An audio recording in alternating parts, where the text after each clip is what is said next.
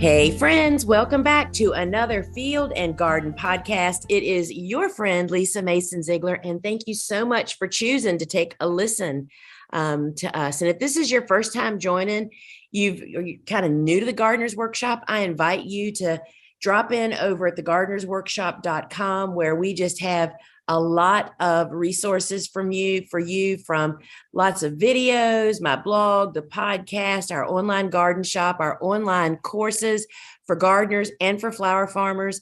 And there's just a lot of fun over there. And if you want to stay in the know, be sure you sign up for our weekly farm news, where it's kind of like a front page headliner page. It kind of has the headlines of all the different things going on in the farm and what's time to do and special sales and just a lot of fun stuff. So you are invited to sign up for that. I would love for you to join us. So I have a really special guest here today. I'm super excited to learn more about what she has been up to. It is Andi Thatcher of Rimrock Flower Farm, and she is out in Roundup, Montana. Welcome. What a Andi. name, right? Welcome. Thank you so much for taking the time to be here with us. Thank you so much for having me. So, we reached out to Andi. She is she's taken my course, and lo and behold, this girl is up to a lot of very interesting flower farming stuff. And I said, man, we just need to do a podcast with her so that we can hear all about what she's doing. And so, Andi, start us off by first off kind of telling us how you got started in flower farming and where you're located and how big your farm is. Okay, so like a lot of people, I discovered flower farming on social media. And also, like a lot of people, I never even had a thought of where flowers came from. You see them in the grocery store. I had never even thought about it. So, strangely enough, I'll back up a little bit. Right as I discovered flower farming, we were getting ready to move back to Montana. My husband's from here. We were living in Northern California at the time. I discovered it on Instagram and we moved to Montana. So, I spend all winter long, we moved in November. I spend all winter long reading every book I could read, watching every YouTube video, and that spring, right before that spring, I found an 8-horse Troy-Bilt tiller on Craigslist. And I had been listening to you for a while already at that point, and I actually took your class that winter. But I found that tiller online. I said, I'm going to go till up that lawn. And that's what we did. So tilled it up, and I just started that first season with 12 50-foot rows, and each season since we've added on a little chunk of land, and we're about out of room now. So now we're kind of at the point where we're kind of looking for a little expansion land. So first off, I want to say that 12 50-foot rows is a perfect jumping in. That's enough volume that you can really grow some flowers. And it'll either smoke you out if you don't want to do this, right? It's enough work. Right. It'll make or break you. So I think that is super smart. And she's talking about why she's mentioning her 8-horse Troy. That is exactly what, some people say that I married Steve for his 8-horse Troy-Bilt. That's not really true, right? But I have the same model, and that's kind of what I launched my flower farm on. So tell us what zone you are and when did this all start? So we started, we are actually just ending our 3rd season. So I'm, pretty new on the scale of flower farming as well. We are in a very cold 4B, a little bit high plains desert, so 3,300 elevation. It is not uncommon for us to see 40 below in February. Wow. And have snow all the way through April. We had a lot of delayed seedlings this year to do a long, cold spring, but our summers are very warm. Last year was really high drought year and very hot temperatures over 100. This year was a little more mild and not so much of a drought. And I think like a lot of people, we start very small. I have 1 acre of peonies. That was our kind of larger investment in year 2. And then my perennial and annual field is only 1/8 of an acre. So it's still Wow. really small, and scalable. With the business, I think the land growth is going right along with how fast our business is growing. And I'm sorry, did you say what year did you start? 2019. Okay. Yep. Wow, an acre of peonies. I mean, Dave Dowling just yells that from the rooftops that if you really think you're serious about doing this flower farming gig, that's the first perennial you need to invest in so that you can get production up and running. Yes. Because you can return your money in no time, right? Oh, yeah. So tell us. So I'm looking at you in your beautiful home, and I see buckets of flowers behind you. So tell us a little bit about your farm. Do you have an outdoor space to work? I mean, people just always want to know. So what are you doing all this? Yeah. Do you have a barn? What are you doing it in? Well, we do everything right from our home. So our yard has been converted into a flower farm. Our basement has been converted into a grow room, and our garage has been converted into. We just built a walk-in cooler this spring. I think it was March. It was pretty late into the spring. And so my poor husband, every little space has been converted into one part of this business or another. And the flowers on the kitchen table are here because we're documenting dahlias for our tuber sale. I mean, where there's a will, there's a way. I just did a webinar last night about starting a flower farm in your backyard. Oh, And yeah. people think that that's kind of like a crazy statement, but it's not at all. Because I literally started the very same way you did, I mean, Right. you just stand in the backyard and think, all right, where can I get another bed? All right, I think the pathways need to be a little narrower. Oh, yeah. You know what I mean? I mean, that is so awesome. So tell us, Andi, about who are your customers? Tell us what you started selling to, and then has that changed over the past 4 years? Yes. So we started our very first year with the 12 rows, really just selling hyper local just here in our town. So we do have ordering through our website, people can go to. And then that summer, I actually met up with a group of other entrepreneurs here in our tiny little town, and we started a Wednesday night farmers market. Oh, And so that was like a perfect outlet for us to get our name out there. We do a booth at the farmers market every Wednesday, and meet people and talk about what we're doing. And then so I was year 1, and year 2, I need more room to keep up with the demand.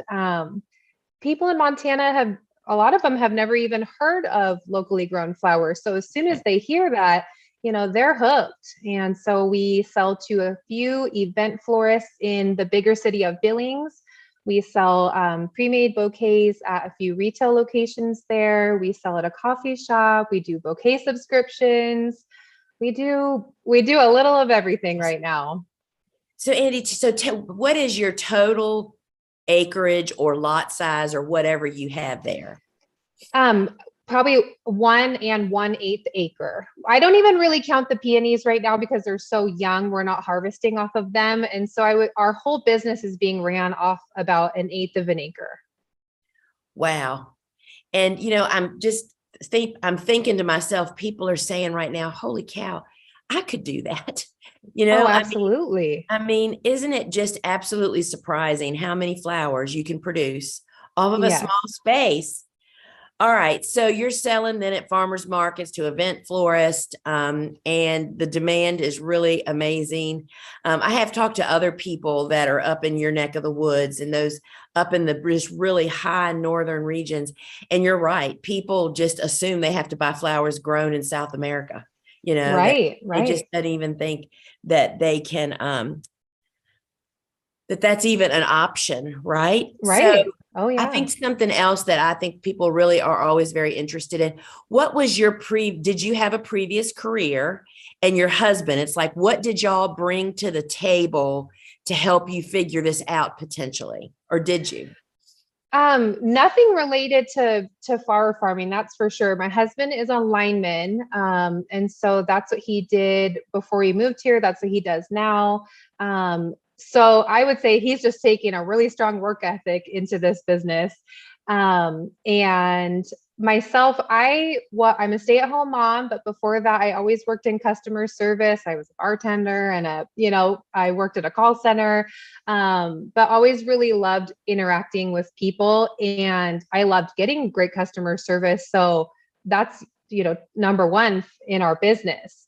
So just going into this, I would just say we just have a really strong work ethic is what we are bringing to the table, and not a lot of fear of failure. And that is such a gift. So I want to say that I try to share with people, because, I'm like you, I didn't really have I was barely a gardener, right, when I launched my flower farm. But it's about having that ambition and that work ethic and the desire to please people, and then just figuring out what you need to do. And it sounds like y'all were like a perfect match. That is so incredible. So I want to hear about the Montana Cut Flower Association. What is that? How did it come about? And what does it do? So we are so excited to finally get this off the ground. It started as 4 flower growers here in Montana, and one very lovely, she works for our extension office over in Western Montana. And we started it in February of 2021.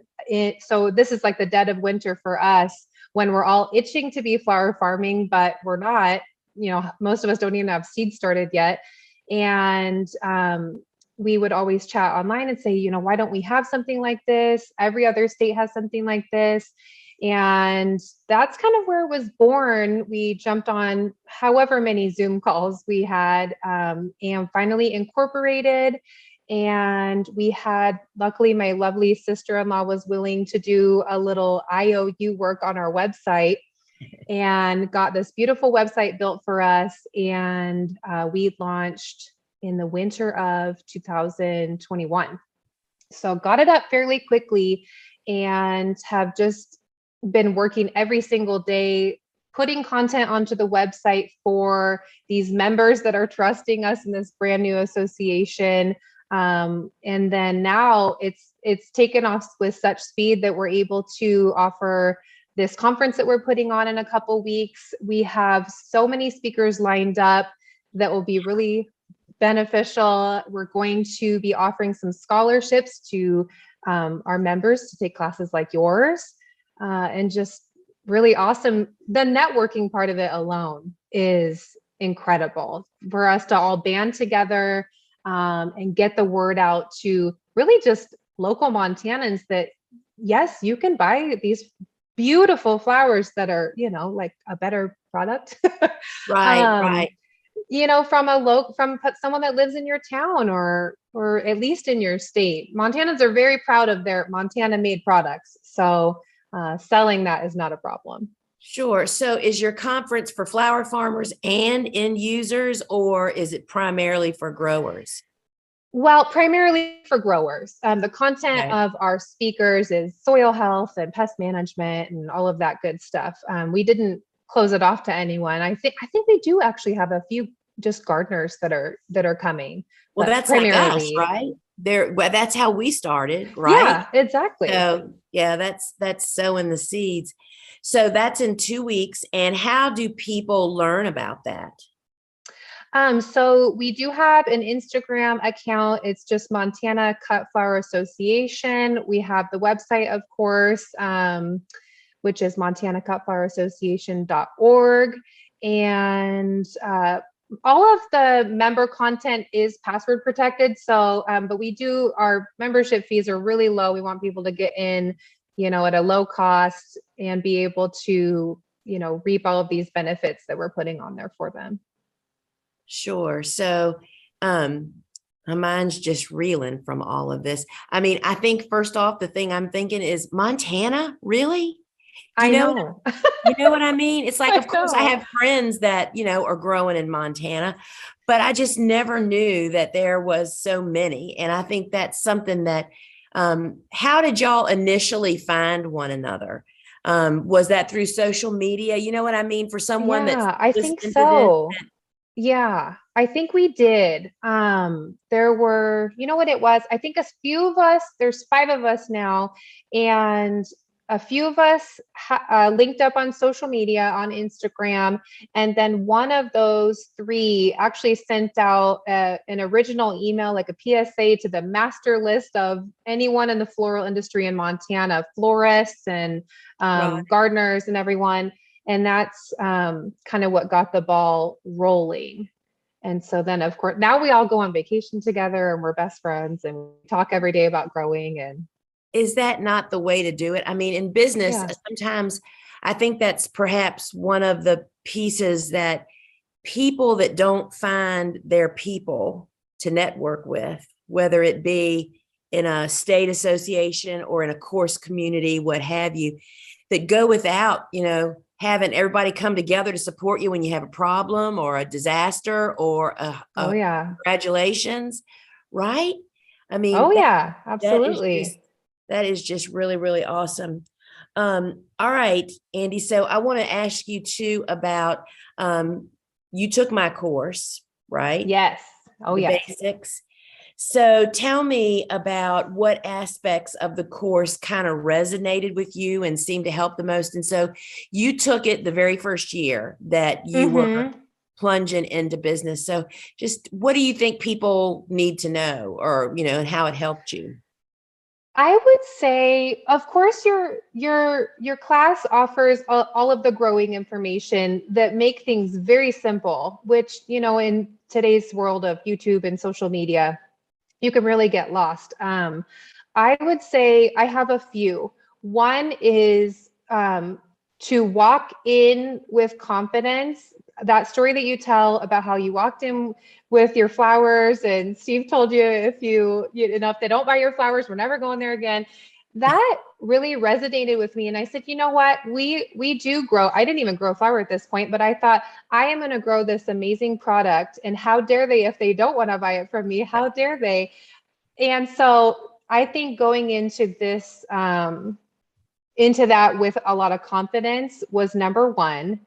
And number two, to be a sustainable business, you don't have to just know how to grow the flowers. You really have to know how to be a good business person. When I was not even selling yet at that point, I said, you better fake it until you make it. So I may not know how to go in and use the appropriate terminology, but I'm going to learn the terminology before I get there. I'm going to know everything that I should know before I walk in and present myself very professionally, so that, and then people just take you seriously, whether you know what you're doing in the background or not. So those two things were really big for me that I took away from the class. I think confidence is huge. Yeah, the story about Stevie pushing me to take my flowers, because in my mind, I thought that the florist, that's who I was targeting when I started my business. I thought they were like flower experts, that they were like the holy grail, right, of the Right. flower world. But in fact, that's the exception instead of the rule. They're people that love to design. They really don't know Yes. tiddlywinks about growing flowers, and that's one reason, I caution people, don't go into a flower shop and say, what do you want me to grow for you? Because they have no clue what Right. that would be, right? I mean, they're going to say, oh yeah, Right. we love glads and roses and all the Mm-hmm. things that, we don't want to grow or can't really grow and Right. keep on. So the confidence thing, and I'll tell the story just so people understand what we're talking about. So I read Lynn Basinski's book, The Flower Farmer. I think it was like in July and August of 1997 or 98. I can't remember which year it is. Anyway, I was reading it at the height of summer and I got all pumped up. And then what am I going to plant? So then I planted a few cool flowers, which of course back then we didn't know they were called cool flowers. And they wintered over. It was sweet peas, sweet William, Rudbeckia, and snapdragons. And I successfully started them all from seed, from getting good sound advice, which I had been a dreadful seed starter up till then. And that spring came and my flowers started blooming. And every night at the dinner table, Stevie would say, when are you taking your flowers down to the florist? By the way, the florist that I had been stalking all winter because it had a big gift shop. So I could go in there and like see who was in charge and all that kind of stuff. And every night at the dinner table, I hemmed and hawed. I had so many excuses. I mean, I was just terrified, basically, to go down there. I thought they're going to take one look at my flowers and say, why would we want your garden flowers? You know, I mean, that was like the worst thing. And when I finally told Stevie that, he said, all right, here's what we're going to do. You take your flowers down there tomorrow. And if they don't want to buy your flowers, we'll just never go in there again. And that liberated me, that I didn't have to face them after that bad confrontation. But of course, that's not how it went, right? So I think, Andi, that all of us underestimate the power of the holdback from not having confidence. Sifting through all the different things. So sorry about that. So what would you find to be the most beneficial to your business or your situation, perhaps, that came from the course? Was it the business part or the growing part, or what part of that seemed to help you? Definitely the business part. I don't even think it would have been on my radar to have a website ready to go had I not taken your class. I think I would have grown the flowers and maybe posted something on Facebook, you know, which some people start that way and that's great. But I think you placing the importance on being professional, looking professional, speaking professionally, pushed me to get that website up and ready so that when the flowers were ready, I was ready to sell them. So that was definitely a huge part of it. And then of course, Cool Flowers, we not only myself, but the people on our board, we've all taken your class, and we tell everyone that we talk to about flowers. You've got to read this Cool Flowers book. If you garden or grow flowers in Montana, you have got to read this book. You've got to watch our YouTube videos, because Montana's rough. I mean, our season's very short. If you have a greenhouse, you're maybe coming into season in April and maybe ending in October. And if you don't, like us, it's even shorter. And so had we not been able to do Cool Flowers, we would be in season so late. I mean, we would have 2 months, maybe. So Cool Flowers, that piece of it is very instrumental if you are myself or any other northern grower. Well, and anybody that's growing out in the field. I mean, I think that's other illusion, that people think that you have to have a structure to be successful. And of course, because I'm in the middle of the city, that's not even an option. So, and again, that's just building your confidence. And I think that your remark earlier that you fake it till you make it. I mean, I can still remember back, I had been selling to florists for a couple of years, or to two florists in the very beginning. And that's when I launched my members only on-farm market, which it wasn't called that back then. I mean, we went through craziness trying to figure out what to call it. But basically, the flower junkies in town, the ladies in garden clubs that wanted flowers, they would literally come to my carport. I had no building that I'm sitting in. I had nowhere. Right. I live in a bungalow, so there really wasn't any house space. I can still remember their surprise when they would come and they'd walk into my yard and they turn the corner and it's like, holy cow. And then better yet than that, I mean, you saying that brings back such memories. I remember the first open garden I ever had for commercial customers, which is, by the way, the best way to learn something you don't know. That was back before I knew that florists loved hellebores, which is a perennial, that grows in the shade. Right. And I have an enormous, like a 30-foot circle of very mature hellebores. And I can still remember having them come over, and they walked around with their mouths kind of open, like, this is where all those flowers come from, this small garden.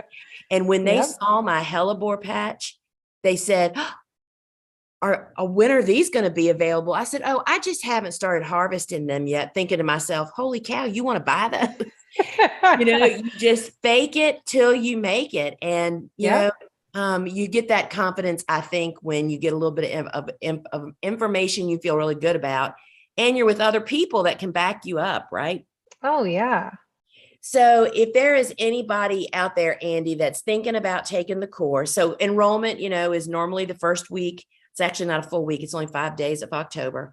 And it only happens once a year. And then we don't enroll again to the next year. So it's like, what I always like to say, what I consider when I'm embarking on something like this, it's like, all right, if I don't do this, what am I going to do to grow or change or be better a year from now, right? So what would you say to somebody that's thinking, I don't know if I need to do that or not?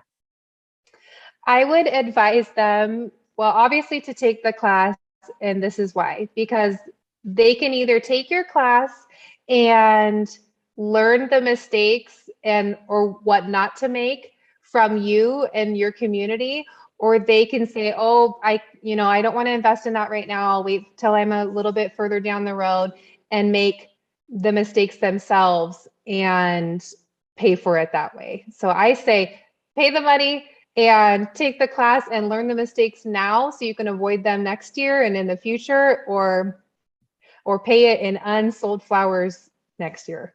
It's true. And the way I'm that old money girl, the bottom line, I Oh look at yeah. something and say, all right, $600, it's $595, right? I think that's, isn't that terrible? I don't even know. $600, that's like potentially 2 farmers markets, 2 subscriptions. I mean, Right. that is a drop in the bucket. And I only say that to bring the reality to people that there is definitely, this is a viable business when you follow a few steps. What I see so very, very often, I'm sure you see it too all over social Oh media. yeah. People saying how, this is, you can't do it. I can't do it. There's no money to be made. I'm failing here. I'm failing there. And you're looking at what they're doing and there's like red flags all over it. So I just want to say, if you want to make this a go, you can make it a go. Absolutely. So, Andi, tell us about how people can connect with you. Talk about your website and your social media. Very easy. So the name of our farm is Rimrock Flower Farm, just one word, Rimrock. And so we're on Instagram and Facebook. And then, of course, our website is just rimrockflowerfarm.com. And did I hear you mention that you sell tubers? We do, yeah. Yep. I dabbled a little last season and sold a ton of them. I could not believe the demand for dahlia tubers. And so this year, we have got our system in line and taking pictures. We will not ship until the spring. After frost is gone out of the shipping equation. But yeah, we're going to sell some tubers and get them out into the world. And so here's what I want to say about that. So my really good friend, Daniel Shavy of Pedal Pickers, who is in Greenville, South Carolina, and I hope he's not getting pounded by this Hurricane Ian right now. But Daniel has been sharing, I'm speaking to all of us that live in the southern half of this country, of the United States. Daniel's method of madness for growing dahlias, which are 50 million dahlias he grows, is that he plants later. He is not hot to trot to get those dahlia tubers in the ground when you're in the South because our pest and disease pressure during the heat of the summer. So I would say to you, if you want to get dahlias from Andi and she's, it's like, oh, wow, but she doesn't ship until April or whatever your shipping time is. That is totally a gift to a Southern grower. I mean, obviously it works for yeah. growers.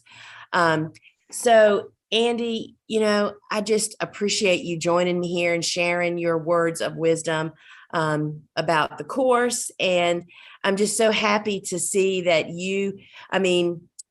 we all have the same number of minutes in a day. We all have access to the same stuff, but it's like, what's the difference between the person that makes it or the one that doesn't make it? And it's the way we apply ourselves. You just got to get up and do it. And I think your attitude of getting up and brushing your knees off, pulling your big girl britches up and just going at it again, right? I mean, absolutely. The road to success is paved with failures. And I think when people understand that, it's like, oh my gosh, how many times I can remember so many bawling fests back when I first started with total losses over Oh things. yeah. I mean, back then, y'all have to remember when I started flower farming, we barely had the internet. I mean, is that like aging me or what? But it's like you didn't have instant support and figuring things out. And I just appreciate your input, and I know that people do too. And I encourage people to connect with her. I mean, the way that the growers in Montana are banding together to support and become friends, competition is not the problem. I mean, No, isn't no. it the truth? It is so the truth.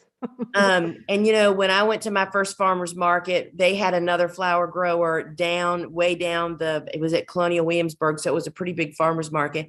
And I just marched myself right down there and introduced myself and said, hey, why don't we ask that they put us right across the street from each other so that the flower people can come right here? And we made a plan and we're dear besties today, Oh, that's amazing. and that's from like 20 years ago. And Yeah. she sold a ton and I sold a ton, so I think people get fearful. I also want to say that people think there's so many flower farmers out there, but in fact, I would be willing to say there's a lot of people on social media looking like they're flower farming, but to actually be in business doing it, you're a flower home gardener until you start selling flowers. And Right. once you do that, you just have to hit the ground running. And I'm so happy for you, Andi, and so impressed, and wish Thank you the you. very best of luck. Oh, well, thank you so much for having us on. It's an incredible opportunity to get to talk about not just flowers. We could talk about flowers all day, but Montana grown flowers. We are very, very thankful for you having me on. So, and we will have in the show notes below this all of the links that Andi spoke of, her website, the Growers Association, and her social media connections. And friends, I just encourage you to reach out and also buy some dahlias from Andi. All right, folks, until we meet again, head on over to thegardenersworkshop.com if you'd like to learn more about us and the work that we're doing there. There's more information over there on my course, as well as our other library of courses. We would love to have you join us there. And this is 2022. And this year, enrollment is October 1st through the 5th. And then school starts November 1st and runs for 6 weeks. And, if you're not familiar with online courses, you have access to the course for life. It's just like buying a book, but instead of picking the book up, you just pick up your device and log into your online library. And this year, we have announced that the new tool that we've added to the course, the Cool Flowers Growers Report, which is a database tool, will be instantly available to folks that purchase the course before school starts. And all of my students already have access to that. You can go in and she can look up Zone 4B where she is and see what other people's experiences are. You can add your own information and it populates. It's an amazing tool. And it is only available to my students. And we just think I think Cool Flowers is a really Cool Season Hardy Annuals is just a huge blind spot for most of us. And we're just trying to do everything we can to open the door. All right, Andi, thank you so much. Thank you, Lisa. And have a delightful winter. And I can't wait to see what y'all come up with. And I can't wait to hear about your conference. That sounds very, very exciting. Absolutely. All right, friends. Ciao.